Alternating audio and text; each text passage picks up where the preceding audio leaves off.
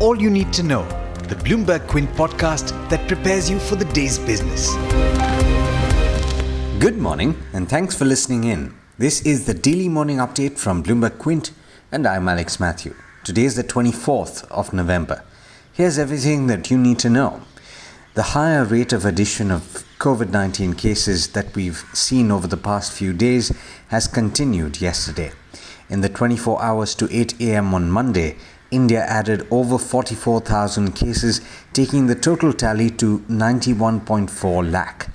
Meanwhile, Rajesh Bhushan, India's health secretary, has said that the country hopes to start rolling out COVID-19 vaccines by March next year. But that could prove to be a steep challenge because of the requirement of cold storage and distribution infrastructure.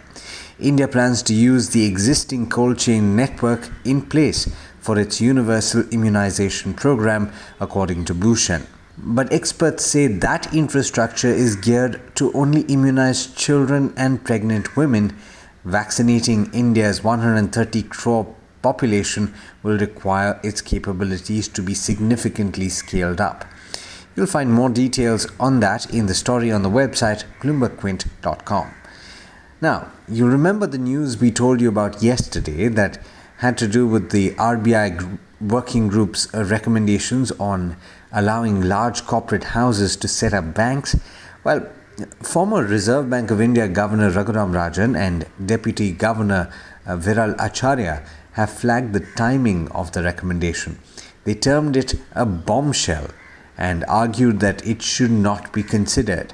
In fact, it's even more important now for the regulator to stick to its tried and tested limits on corporate involvement in banking, they said, adding there's a need to tread this path cautiously, especially at a time when the financial system is still learning from the collapse of IL&FS and Yes Bank. Earlier in the day, S&P Global Ratings said in a statement that this recommendation is fraught with risks. The ratings agency said the central bank will likely face challenges in supervising non-financial sector entities, and supervisory resources could be further strained at a time when the health of India's financial sector is weak. In other news, Franklin Templeton has said it will approach the Supreme Court to appeal against an order of the Karnataka High Court that made it mandatory to seek unit holders' consent for winding up 6 of its mutual fund schemes. In a statement, the fund house said, and I quote, "After detailed deliberations, we have determined that it will be necessary to seek judicial intervention from the Honorable Supreme Court to ensure an appropriate implementation of the law in the best interest of unit holders." Unquote. Shifting gears, according to a report by Gartner, IT spending in India is projected to rise 6% to $81.9 billion in 2021 compared to this year on the back of growth across segments like enterprise software and IT services. IT spending in 2020 is expected to total $79.3 billion, down 8.4% from 2019 because of obvious reasons. In international news, President-elect Joe Biden plans to nominate former Federal Reserve Chair Janet Yellen to serve as his Treasury Secretary, according to people familiar with the matter. In the process, Biden will be choosing the first woman and a seasoned central banker for the nation's top economic policy job. In Yellen, Biden is likely to find support both from Wall Street, which feared a more provocative pick such as Senator Elizabeth Warren, and progressives who were concerned he might choose someone too friendly to big banks and the wealthy. China's credit market is witnessing a bit of a storm. AAA-rated bonds are tumbling in that market amid a wave of defaults by state-owned companies. While none of the companies have missed debt payments, their bonds have tumbled by at least 14% since November the 10th. That's when a surprise default by a state-owned Chinese coal producer cast fresh doubts on the sovereign guarantees that have been implicit for government-backed borrowers. In international markets, US stocks ended higher. The S&P 500 climbed over 0.5%, while the Nasdaq rose by 0.2%.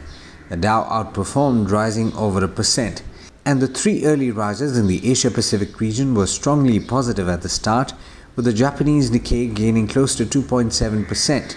Do remember though that it is playing catch-up with the rest of the markets.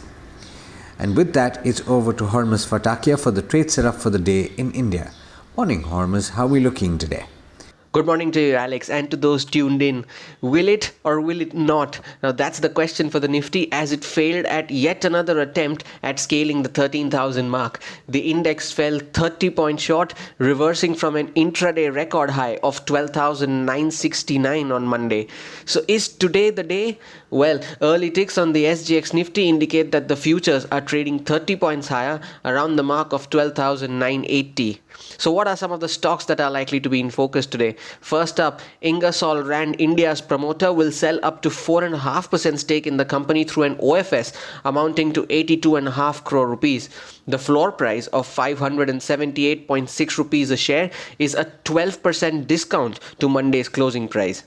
The OFS will open for non-retail investors today and for retail investors tomorrow.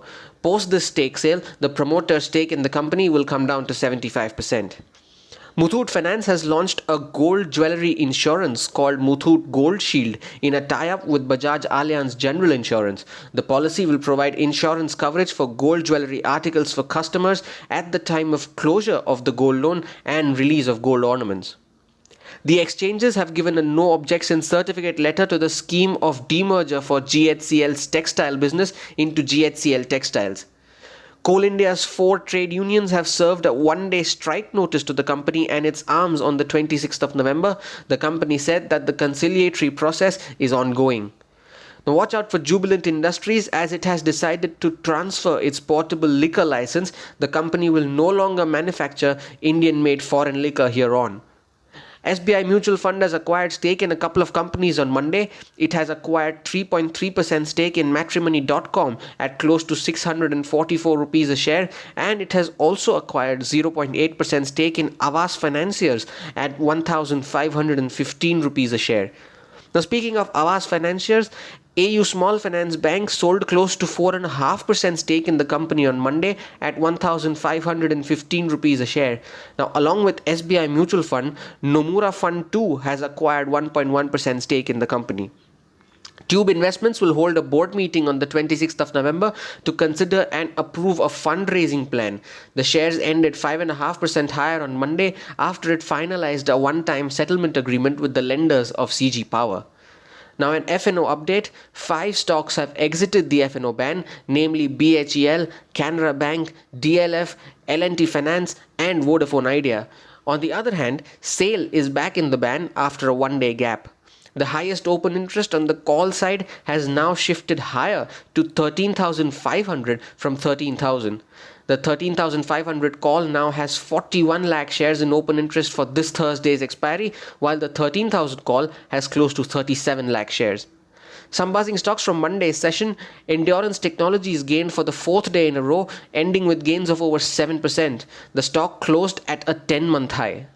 There is no stopping the gains in Bajaj Finserv. The stock gained for the 10th straight day, which is its longest winning streak in 11 years, and the stock has gained over 50% in the last 15 trading sessions. And Alkyl Amines, which ended at a record high on Monday with gains of over 9%, the stock rose for the 3rd straight session. You want to keep a track on the latest happenings in the markets and the corporate world? Well, BloombergQuint.com is your destination for the same. So do log in and read up on all the latest updates. With that, I wish you a safe day ahead, and it's back to you, Alex. Thanks, Hormuz, and as always, thank you all for listening in. This is Alex Matthews signing off. Have a great day. I hope you enjoyed listening to All You Need to Know. Did you know that you could listen to the show on the IVM Podcast app? On the IVM Podcast app, along with this, we have a number of other shows which you think you'll enjoy. Listen to Cyrus Says with Cyrus Brocha as the host. Listen to Paisa Vaisa with Anupam Gupta.